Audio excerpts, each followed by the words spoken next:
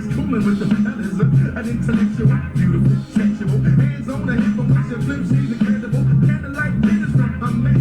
But she's a trooper if she has to do the things from the bed. A very nice girl, but don't mistake her for no short. And that's the way I like it. Yeah, my black coat, black coat, sugar up.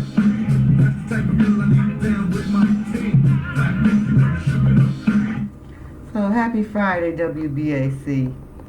Man, so much going on, right? Still, and it's going to continue.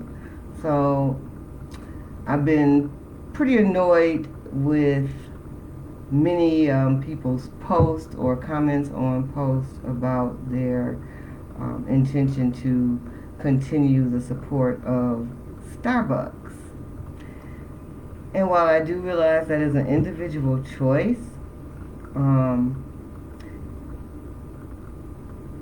I'm just annoyed that something like coffee and tea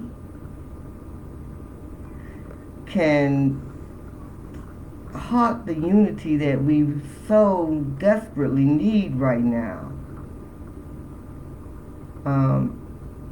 I'll start by saying I'm not a coffee drinker, so I don't have any allegiance to coffee. I loved Starbucks spiced apple cider, and I love a good ginger tea. And so they got a little something in there that makes it just a little bit hit a little bit harder. And I always love their sweets. However, I can purchase my teas. I'm looking for a black tea company. And until that point, I can get some Yogi ginger or Yogi ginger lemon tea and just be just fine.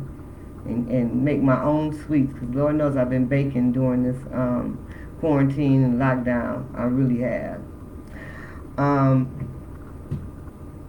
But I would like for us to consider very deeply how much unity is needed right now and how many divisive factors exist. I mean, because we are arguing over whether or not we are going to support a corporation that very recently, like so recently you could pull back and hit it in the face, that any employee of theirs who was to come into the store for work, any of the baristas or management that chose to wear any type of Black Lives Matter memorabilia or say anything about Black Lives Matter, supporting it, they would be let go.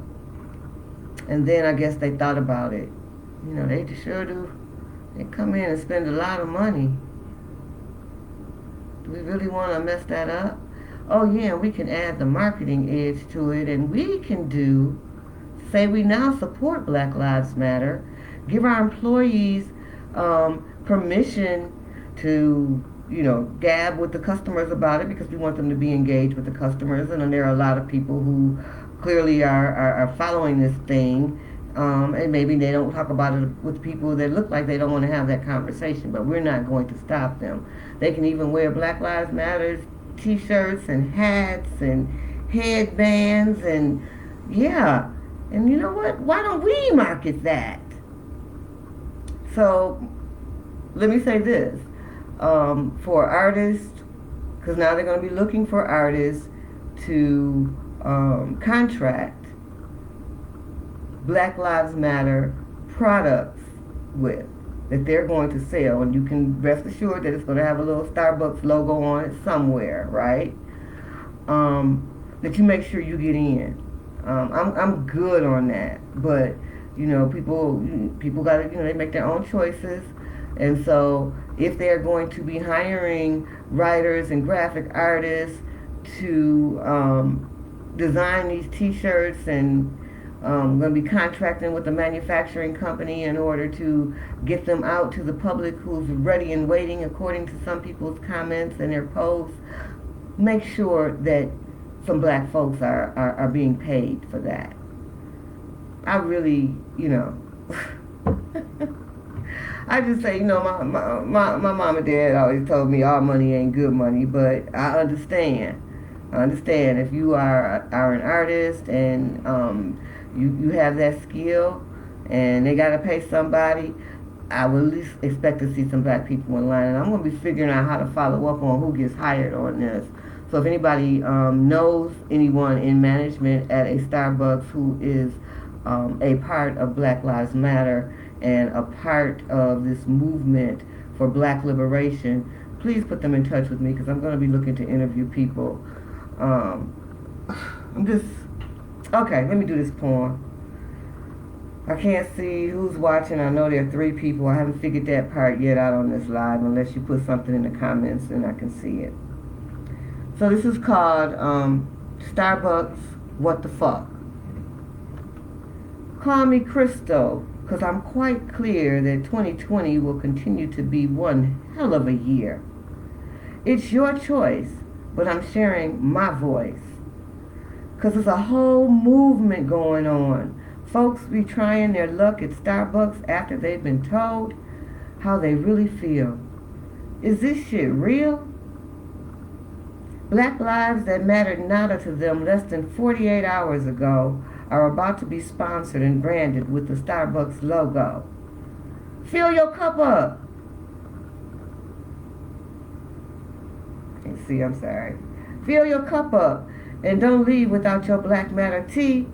How crazy is that when our ancestors swung from trees? Am I throwing shade? Yeah, I am. Because Starbucks knows there's still bucks to be made off of us. Our solidarity is worth more than being so easily lost with access to ridiculously high-cost coffees and teas. What's it really mean? Have you done due diligence? When's the last time you checked to see if you're really free, though? I don't know about you, but I always ask, what would Mother Harriet do? Because we already know. The revolution ain't at the bottom of that motherfucking cup. But you go ahead on, drink up. I'll pass. So yeah, as I've said a million times, rather than curse people out, I just step back for a minute and put it on the page because I'm already exhausted. And arguing over supporting some corporation that 2 days ago gave less than a fuck about black people until they thought about how much they could make off of us with Black Lives Matter alone. Merchandise, I'm just sick of the fake apologies from these, multi-million businesses that we keep continuing to spend money with, even though they saying we don't give a fuck about you, your mama, your daddy, your kids, your granny, your papa. We don't give a fuck about you. And we don't need the disunity. So I'm really hoping people will examine that. And again, if you know of any black-owned coffee and tea companies, please post them in the comments, because I'm not a coffee drinker, but I love my tea. And we just got to do better, y'all. We got a long way to go with this, and I'm sure that when our parents and grandparents, and for some of y'all great-grandparents, marched in the 60s for civil rights, that there were people that were like, nah, I'm gonna live my life.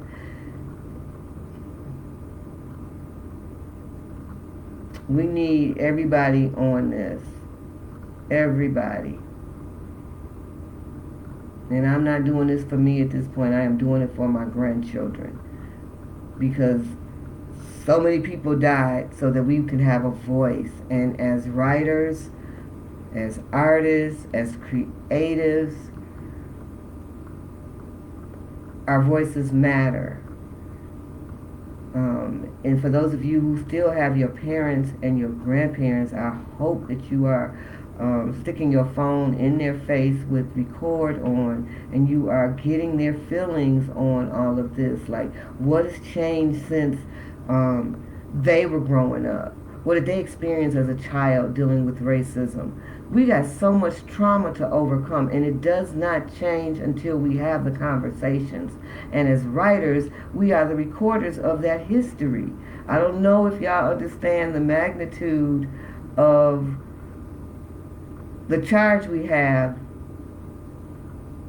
with our gifts, and how they need to be used right now.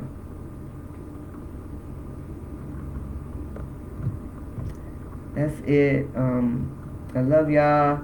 Please stay safe. I'll be back with another poem because I did 2 today, just on the strength of things that were going on. But let's pull it together, y'all. Peace.